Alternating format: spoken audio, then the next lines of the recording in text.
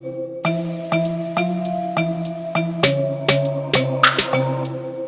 आप लोगों को मालूम होगा कि एंड्रॉइड फोन के अंदर आप अलग अलग टाइप की कस्टम ब्राउज वगैरह फ्लैश कर सकते हो और एंड्रॉइड के अलग अलग टेस्ट का मजा ले सकते हो।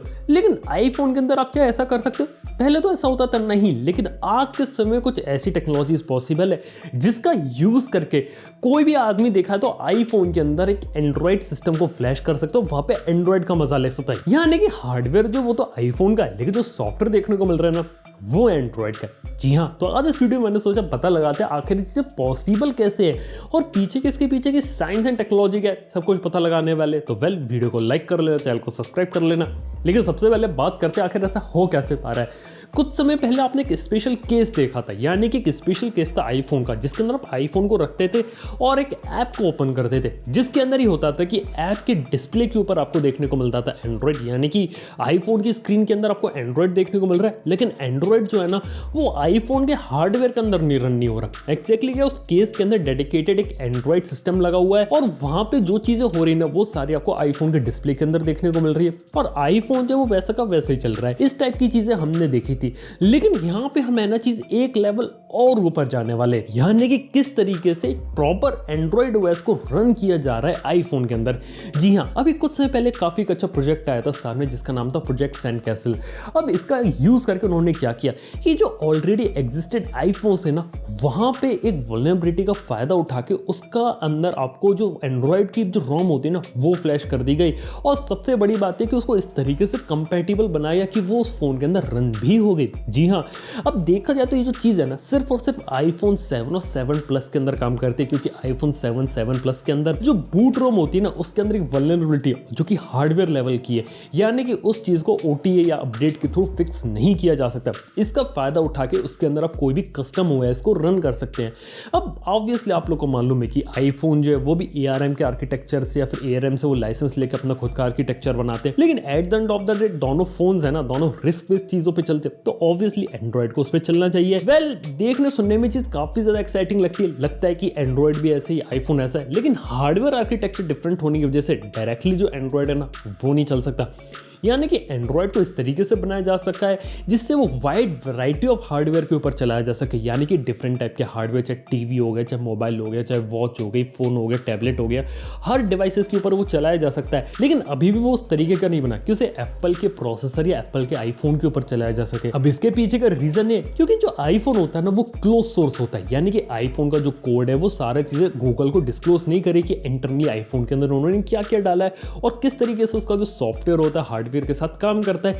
ये चीजें एंड्रॉइड को नहीं पता है, लेकिन अब एंड्रॉइड को इस तरीके से ऑप्टिमाइज या फिर कहूं इस तरीके से डिजाइन किया जा सकता है जिससे वो उसके ऊपर चलाया जा सके। लेकिन इसमें काफी ज्यादा आपको प्रॉब्लम्स देखने को मिलेंगी। काफी सारे जो ड्राइवर्स होते हैं जैसे सेलुलर रेडियो का ड्राइवर, डिस्प्ले का ड्राइवर, कैमरा का ड्राइवर, ये सारी चीजें उन्होंने अरेंज करनी पड़ेंगी, उसके बाद ही वो उस पर रन कर पाएगा। और सारे ड्राइवर्स अगर अच्छे तरीके से काम नहीं करेंगे तो चीज आपको रन होते हुए देखने को मिलेगी नहीं। इसके साथ ही जो पेज होती है, जिस तरीके से मेमोरी एलोकेशन होता है एंड्रॉइड के अंदर और आईफोन के अंदर, वो बहुत अलग तरीके से होता है, इसलिए वो ख्याल भी रखना पड़ेगा। यानी कि एंड्रॉइड के अंदर काफी ज्यादा चेंजेस करने के बाद और आईफोन के लिए कस्टम ड्राइवर्स बनाने के बाद ये चीज काम करी। और इस बीच में जो टेस्टिंग करी थी ना वो करी गई थी कोरिलियम कंपनी के थ्रू।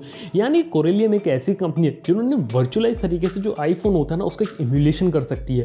उसका फायदा ये है कि आपको जो भी टेस्टिंग करनी है ना वर्चुअली कर सकते हो, आपको रियल वर्ल्ड का जो आईफोन होता है उसे खराब करने की जरूरत नहीं है। और इसी चक्कर में कोरिलियम कंपनी का जो लॉ सूट है ना वो एप्पल के साथ हो रखा है, वो बात अलग हो जाती है। लेकिन प्रोजेक्ट सैंडकैसल में ये हुआ कि जो लोग थे ना वो सक्सेसफुली जो एंड्रॉइड होता है ना उसको आईफोन के अंदर डालने में सक्सेसफुल हो गए। जी हाँ, यानी कि सक्सेसफुली एक आईफोन 7 और 7 प्लस के अंदर आपको एंड्रॉइड ओएस देखने को मिला।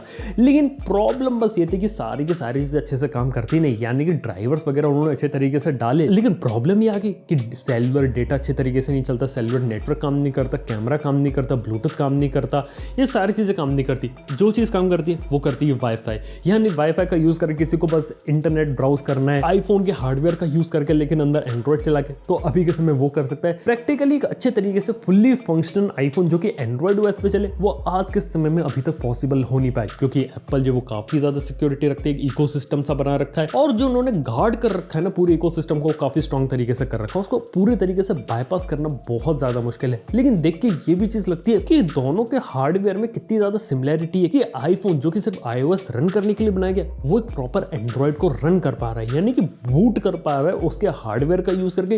ये काफ़ी बड़ी बात हो जाती है।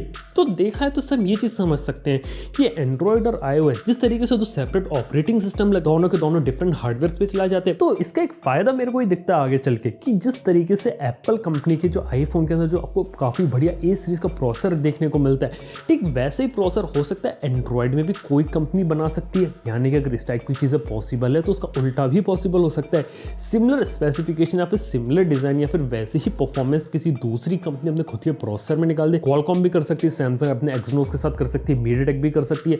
जी हाँ, ये चीज़ें भी पॉसिबल हो सकती हैं और एंड्रॉयड को भी घुमा फिरा के इस तरीके से ऑप्टिमाइज किया जा सकता है जिससे वो उस पर्टिकुलर प्रोसेसर पे अच्छे तरीके से रन करेगा।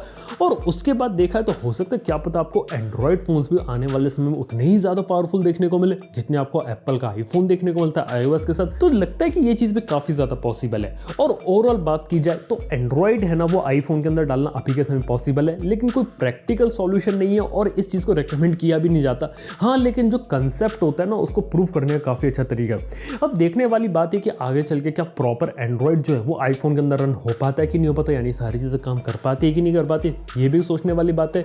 और जिस चीज़ के लिए मैं सबसे ज़्यादा एक्साइटेड हूँ ना वो ये है कि क्या हमें एंड्रॉयड साइड में ही इतना अच्छा हार्डवेयर और सॉफ्टवेयर का ऑप्टिमाइजेशन देखने को मिलेगा, क्योंकि अगर इस टाइप की चीज़ें अगर पॉसिबल हो सकती है ना तो उसका उल्टा भी पॉसिबल हो सकता है। क्या पता आगे चल के आपको एंड्रॉयड फ़ोन के अंदर iOS रन होते हुए देखने को मिल जाए, क्या पता, कहानी कुछ भी हो सकती है। वैसे जो ओवरऑल जो चीज़ है ना आप लोगों को कैसी लगी बात नीचे कमेंट में बताना ना भूलना। वीडियो पसंद आए तो लाइक कर लेना, चैनल को सब्सक्राइब कर लेना। थैंक यू आपका वीडियो देखने के लिए। मैं आपसे मिलता हूं नेक्स्ट वीडियो के अंदर। Good bye.